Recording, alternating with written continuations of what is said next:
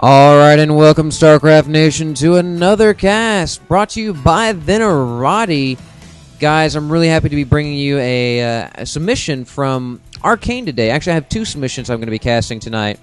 And this first one is brought to you by Arkane, like I said previously. It's going to be him as the orange Terrian spawning down here in the south versus joatamos up here in the north as the red Zerg.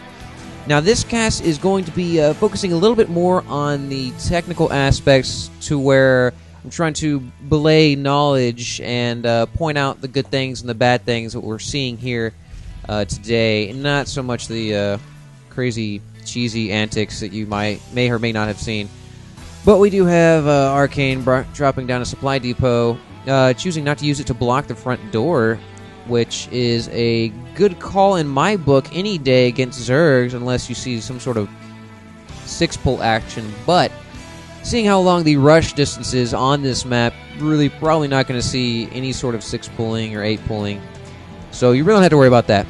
And the reason why I wouldn't put these supply depots on the front door when against Zerg is because they are wafer thin when it comes to keeping back those banelings. Those banelings will just walk through that like tissue paper, and then let in that nice flood of chittering cracklings or whatever upgrade you are at that point.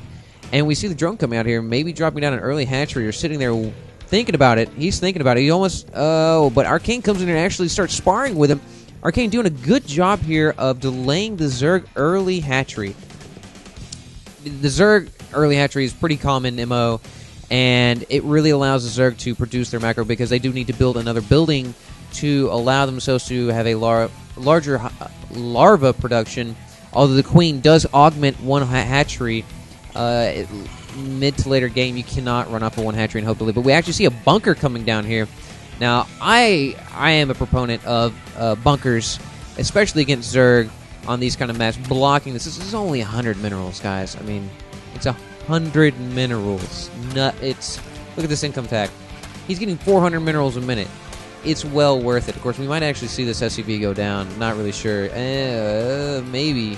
He's mighty sick right now. Of course, I do believe this bunker is going to go down, but every second that this bunker stays down, that's longer that joatamos is not able to create a harvester,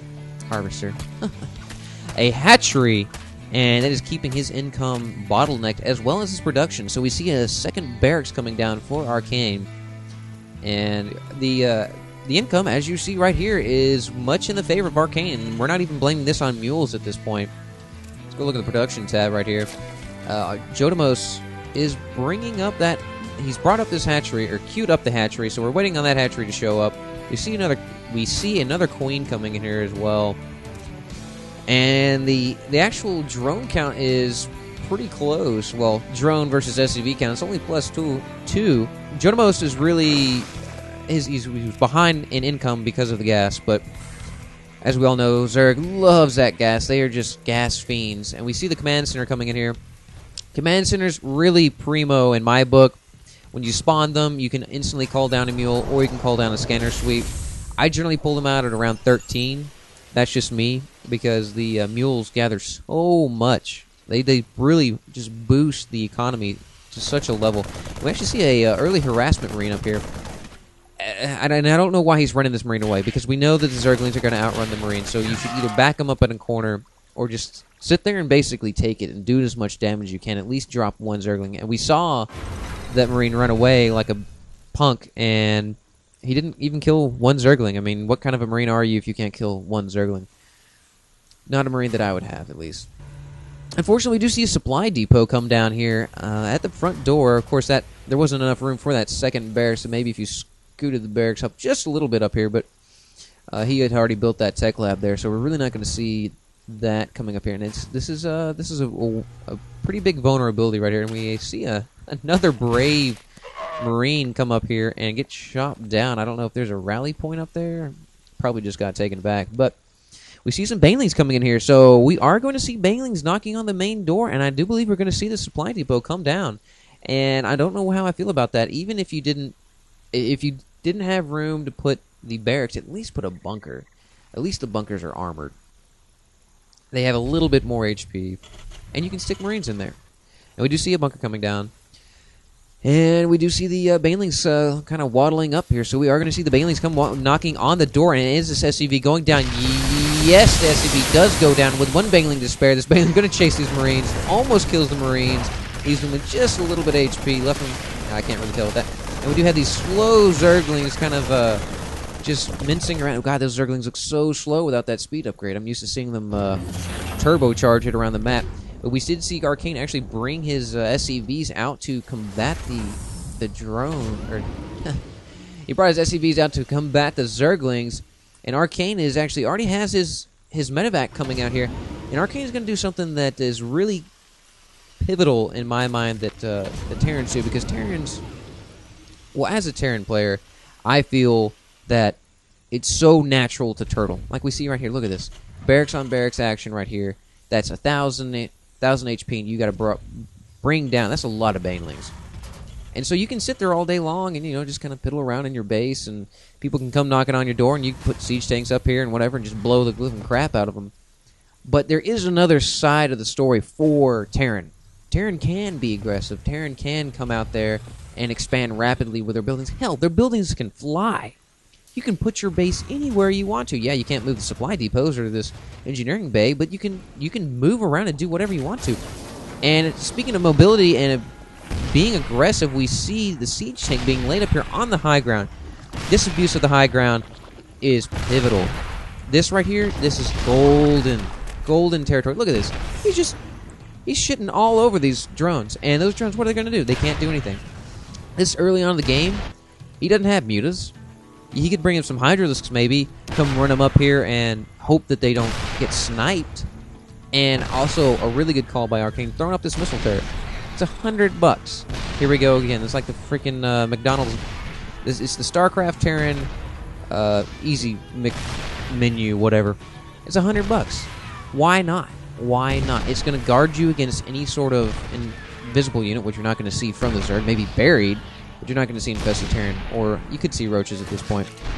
But these so cheap, they give you visibility. Any sort of overlord that tries to come poking around to give his Hydralisk visibility right here, totally going to get just absolutely pounded into the ground by these missile turrets. And we do see the tank actually come down and finish off this hatchery with relative impunity. I mean, look at the losses here.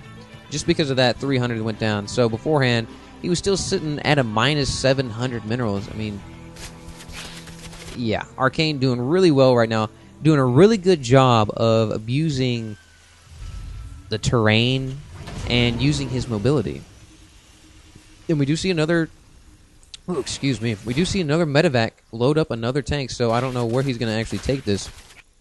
But meanwhile, he's ran all the way over here in this big old map and decided to go and take this high yield. Now, for me, the high yields are really worth it. These high yields, oh man. You sit there 2 or 3 minutes with a fully saturated high yield. I mean, you've paid for everything. Absolutely everything that you've ever invested in over here. And another, I mean, this is kind of it's a gamble, because if joatamos sees this and Arkane doesn't know that he's seen this, he's going to lose it. Yeah, he can lift his building, but he's going to lose most of those SCVs. So it's risky, but you also got to think on the flip side, hey, no one's going to go over there. Joatamos hasn't gone over. This is joatamos' most outstanding, outlying overlord, which, by the way, he's really asking to be shot down out of the sky by a Viking, but that's for another day. We do see that he has brought Hydralisks onto the field and brought Infestors. Infestors, I feel, are highly underappreciated creatures, and we will see them used relatively well later on. And as you've seen, oh, we actually have the tank setting up over here from the drop. That's where this drop came from, or was going to. And we see another bunker going down. Great use of bunkers and these SCVs, just building things on the spot, giving himself a foothold in joatamos' base. So basically, joatamos, not only is he having to fight the little ball of Unisys right here, but he has to fight entrenchments. I mean, it's basically turning this into World War I with these bunkers. He could just make a little nice concave, not a bevel of bunkers. And yeah, look at these Marines just loading up on in there. You know, a nice little air conditioner bunker. And yeah, he's pretty much good to go. And he's even bringing a production facility up here so that he can reinforce his units here. And joatamos can't do anything about it. And of course, joatamos would have had a hard time killing them anyway on his own. But with this bunker, it's a guaranteed Joatamos would fail on that attack. Of course, now if he brought this entire force against them, he would have better chances, but he would also lose most of his forces, and he would be left out in the cold. And of course, we have Arkane doing a pretty amazing stellar job. Look at all these racks. Wow. Wow, that's a lot of racks, and that's pretty crazy. Look at this technology spinning. That's pretty awesome. That's a lot of racks. If the game lasts that long, which Arkane has done a pretty good job of guaranteeing that it's not going to last that long because they've been denying the Zerg the crucial expansions that Zerg so often thrive on. How many Zerg players do you really see one base? I mean, it depends on, I guess, what league you're in, but so many of them just get that nice, convenient early spawn or early expansion right here, and they're golden. So you're pretty much forced to attack them in some sort of sense, and that's exactly what Arkane has done. And he's beaten back every single expansion that Joatamos has attempted. So Joatamos is basically bottled up here, and Arkane doing a good job of utilizing the range of the siege tank. Of course, the range of the 13 range up there, but he gets the +1 due to the fact